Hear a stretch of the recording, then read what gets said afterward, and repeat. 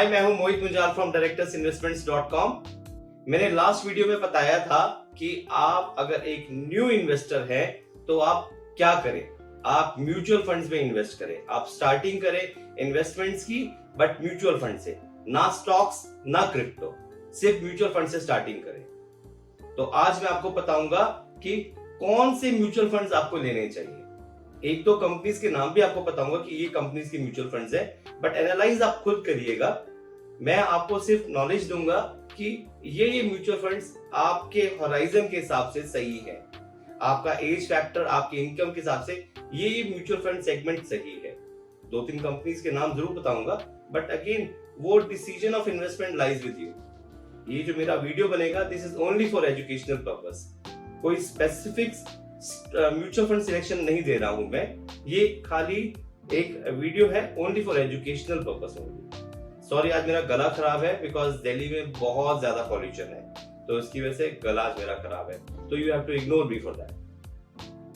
अब मैं स्टार्ट करता हूं वही सेम एग्जांपल लेके कि मान लीजिए आप एक सैलरीड इनकम है, आपके पास 60,000 की सैलरी है और आप महीने के 15 से 20,000 रुपए सेव कर लेते हैं। तो मेरी सजेशन रहेगी कि आप SIP से स्टार्ट करें। SIP का मतलब होता है सिस्टमैटिक इन्वेस्टमेंट प्लान, जिसमें हर महीने आपके अकाउंट से ऑटोमेटिकली एक पैसा निकलेगा एंड इन्वेस्ट होगा म्यूचुअल फंड्स में। अब क्वेश्चन आता है कि कौन से म्यूचुअल फंड में, तो उससे पहले आप ये समझिए कि आपका होराइजन क्या है। मान लीजिए आप 25 साल के एक यंग बॉय या यंग गर्ल है एंड यू वांट कि मुझे ये पैसा बचाना है, say for example for 5 years.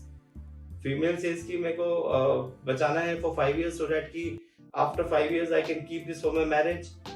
Boy सेल्स की मुझे पैसा बचाना है कि baby I want to buy a new house after 5-7 years, और इस पैसे को मुझे निकालना नहीं है। सो क्या करें? तो उसका बेस्ट तरीका रहेगा, अगर आपका होराइजन लंबा है, 5-6 साल का है and you don't want to touch, तो आप सजेस्ट करता हूं कि आप एग्रेसिव म्यूचुअल फंड्स में इन्वेस्ट करें। बिकॉज एग्रेसिव म्यूचुअल फंड में क्या होगा, रिटर्न ज्यादा होगा पर रिस्क भी होगा। बट अगर लॉन्ग टर्म होराइजन होता है ना, तो रिस्क मिनिमाइज हो जाता है। Reason because of a long term horizon. इसका मतलब ये नहीं कि मैं आपको सारा का सारा पैसा आप स्मॉल कैप म्यूचुअल फंड्स में डाल दें, नहीं। एग्रेसिव म्यूचुअल फंड्स का मतलब होता है कि आपका पैसा लग रहा है लार्ज कैप म्यूचुअल फंड्स में, स्मॉल कैप में एंड मिड कैप में। Small and mid cap mutual funds में थोड़ा ज्यादा लगेगा। पर सबसे पहले क्वेश्चन आता है कि ये लार्ज कैप म्यूचुअल फंड्स क्या होते हैं, मिड कैप म्यूचुअल फंड्स क्या होते हैं और स्मॉल कैप म्यूचुअल फंड्स क्या होते हैं।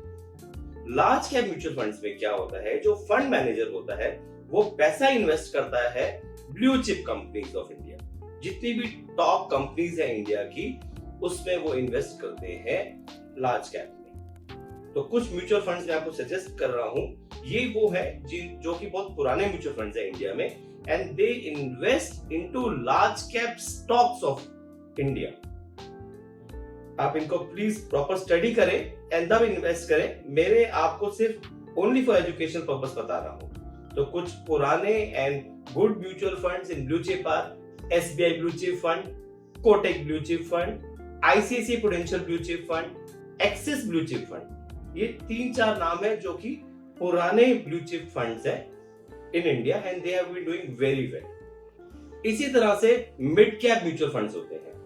मिड कैप म्यूचुअल फंड्स क्या होते हैं कि जो पैसा इन्वेस्ट करते हैं mid cap companies of India. जितनी भी मिड कैप कंपनीज लिस्टेड है BSE में, NSE में, वो उनको उसमें इन्वेस्ट करते हैं। कुछ prominent name mutual funds in mid cap are like SBI mid cap fund, Kotak emerging equity fund, Axis mid cap fund, DSP mid cap fund।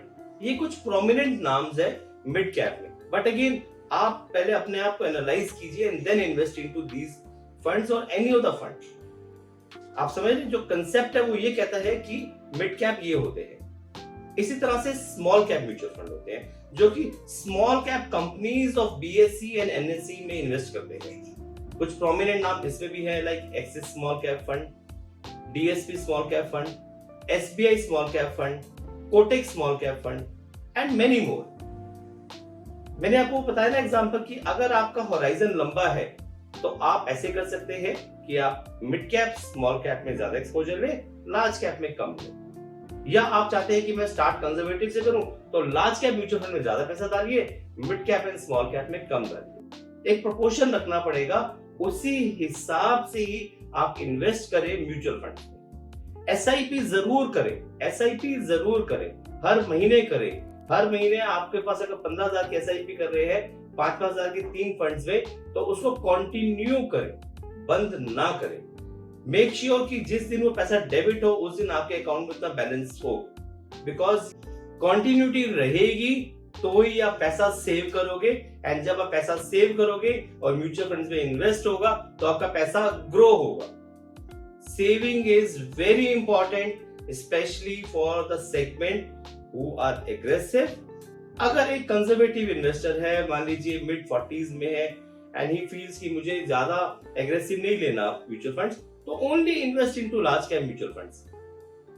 थोड़ा सा फ्लेक्सी कैप म्यूचुअल फंड्स में भी इन्वेस्ट कर सकते हैं। फ्लेक्सी कैप मैंने एक video में ऑलरेडी बताया हुआ है कि फ्लेक्सी कैप में large cap, mid cap and small cap तीनों होते हैं, तो आप ऐसे म्यूचुअल फंड में भी इन्वेस्ट कर सकते हैं। बहुत सारे सेगमेंट्स हैं, बट प्लीज आप अपना गोल जरूर डिसाइड कीजिए कि आपका क्या गोल है, एंड देन इन्वेस्ट। अगर आपको लगता है कि मेरा कोई गोल नहीं है बट मुझे सेविंग करना, तो सेव कीजिए बट निकालिए नहीं। कोई शॉर्ट टर्म एडवांटेज दिखता है, कुछ आपको खरीदना है, तो उसके लिए आप म्यूचुअल फंड्स का गला ना काटिएगा, रिडीम ना करिएगा म्यूचुअल फंड्स को, कुछ और सोर्सेज से निकालिए and just keep on investing into mutual funds. मैं और भी म्यूचुअल फंड से रिलेटेड वीडियोस बनाता रहूंगा, जहां पे मैं आपको गाइड करता रहूंगा कि आप कैसे इन्वेस्ट करें म्यूचुअल फंड्स में, कहां इन्वेस्ट करें एंड सो ऑन। आप मेरे साथ इन सोशल मीडिया प्लेटफॉर्म से जुड़े रहें। मेरे YouTube चैनल को सब्सक्राइब जरूर करना please. Please like and subscribe my YouTube channel. Thank you.